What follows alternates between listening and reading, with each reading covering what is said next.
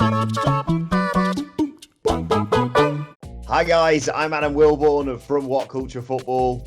And I'm Andrew Pollard from WhatCulture Football. Before we get into this, if you're a fan of this sort of thing, make sure you subscribe to WhatCulture Football, wherever you get your podcasts from, for daily football podcasts. But we are here with your football news, starting off with the news that David Silva has a new club, Real Sociedad. He signed for yesterday, of course, signing on a free after leaving Manchester City. A 2-year deal confirmed, although the most interesting thing coming off the back of this is that Lazio are furious regarding this. They were fairly confident they were going to sign a 3-year deal worth around 10 million euros a year for the midfielder who won 11 major honours, including 4 Premier League titles in his 10 seasons at Manchester City. Of course, we also found out the news recently that David Silva is going to get a statue erected in his honour at Manchester City. What do you reckon, Andrew Pollard? Real Sociedad, I think they finished 6th in that Liga last season. Yep. Obviously, any club would be happy to have David Silva, but a bit of a surprise he didn't go for Lazio in the end. Obviously, he's not going to go to his old club in Spain. But we're speculating about an Italian club maybe fitting him better. Your reaction to this news? Yeah. Well, a return to Valencia. I mean, we'll discuss Valencia later, but that ain't happening at all. The Lazio move seemed to be a good fit for him. Well, Serie A in general seems to be a good fit because obviously historically it's known as a slightly slower pace of league where the more skillful technical players such as David Silva have a bit more time to breathe, have a bit more time to dictate play. And so when you heard he was going to Italy, it's like, yeah, that makes sense. And Lazio, a team where he'd be playing week in, week out, or as and when he wanted to, and he would be the driving force of that team, the main man, as it were, then that made sense. 3 years for, obviously, as someone at 34, 3 years is a nice bit of security, and especially with a wedge of 10 million euros. But I like that he's gone to Real Sociedad. It's come a little bit out of nowhere in a way, because he's so nailed on that he was going to Lazio. But I think maybe he's had a change of heart and just thought, if I'm going to have the upheaval of moving the family again, maybe I'll go back to Spain. And Sociedad seemingly has fit the bill, 6th in La Liga, which is very respectable. And again, it's a team where he'll go to and he'll be idolised because he's David Silva. Yeah, exactly. I think he's done all the hard yards now. I've no doubt that had he joined Lazio, they could be, I mean, they already are, but even more so, a genuine Serie A contenders next season. But like you say, a nice life, Real Sociedad, can't really complain.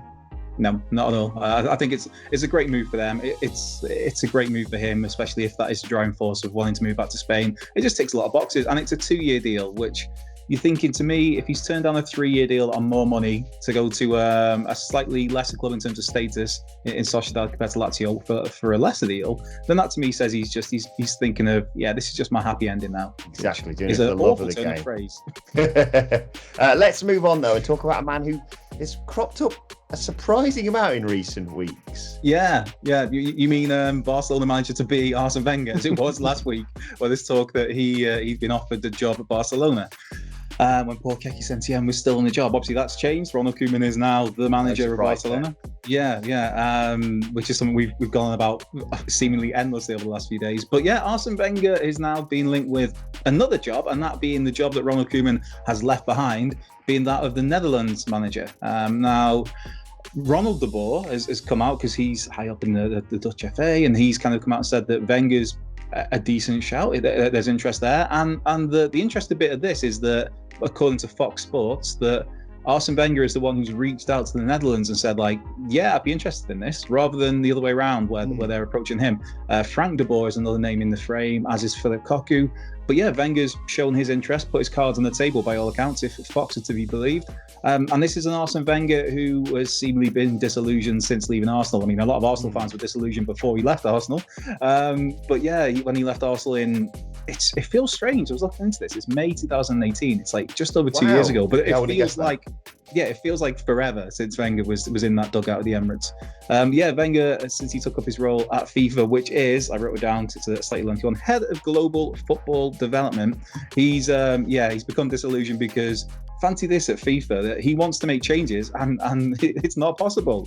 Yes, he's become frustrated by the restrictions put on him and the lack of ability to make genuine change.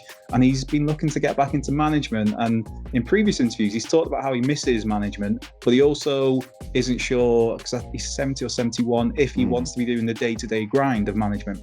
So by that regard, international management, it will be a perfect fit for Arsene Wenger. Before we get into this, did I dream this, or did Philip Cocu manage Derby?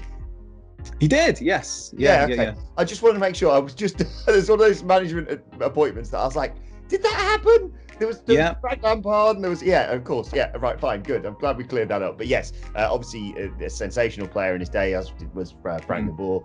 I can't say Frank de Boer without thinking of the Dennis Bergkamp goal, by the way, with the Dutch commentary. What a ball! But I'd be fascinated. I'd love this appointment, Arsene Wenger.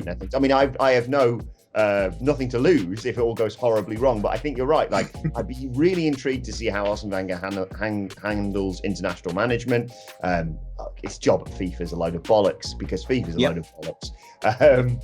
And yeah, I think in terms of the hecticness of the job, international management, like you say, is sporadic periods and then really intense periods. I think it could be ideal. I'd love to see this. Yeah, I mean, it's not the first time he's been linked with international football, because so many people see him as kind of a perfect tailor-made fit for that sort of job. Whether it was before he's been linked with the England job, he was linked with the France job, and so it might just be a nice alignment of the stars where, come on then, if you're interested, come and take over from Ronald for a little bit and see how we get on. Yeah, absolutely. Let us know your thoughts on that one in the comments section below. And we're going to move on and talk about Valencia. We alluded to them earlier on, but worrying signs developing over them. Reports coming out that they can no longer pay the players. There was a tweet yesterday by, I assume, a French Valencian channel on Twitter, basically saying the financial situation looks dire. This is translated, obviously, not by me. The leaders, apparently, of the club offered IOUs to players, which they obviously refused. This is all due to the ongoing global bastard, the thing we can't name, otherwise this video would get demonetized. They've already had to sell Danny Parejo, Francis Coquelin, all allowed to leave on cut price deals just so they can get rid of their wages.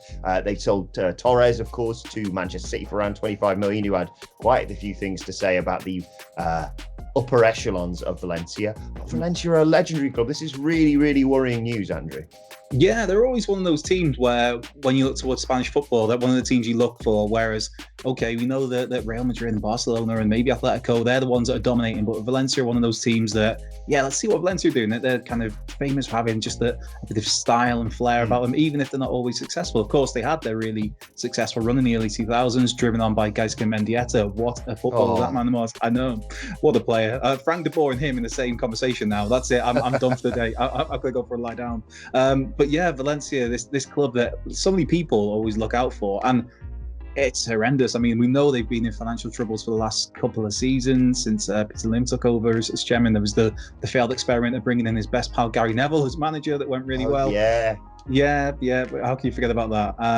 And it's such a shame, but it was the most jarring bit, because the headline is that they can't afford to pay their players and that basically everybody's for sale.